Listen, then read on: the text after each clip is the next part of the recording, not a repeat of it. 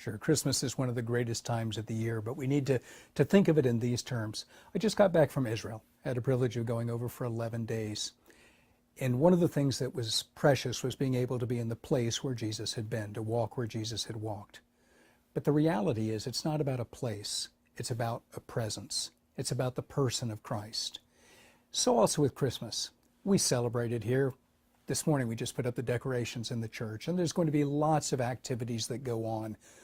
And those are fun and wonderful. But the focus is on the person that came. That God the Father sent God the Son into the world to become a true man. By the way, that was necessary because as man we had broken God's law. And we failed to be able to keep it perfectly. When Jesus comes, he comes as true man. He doesn't cease to be God, but remaining to be God, he becomes true man.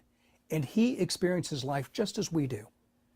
He goes through all of the same kinds of temptations and struggles as we do, but he does it without sin.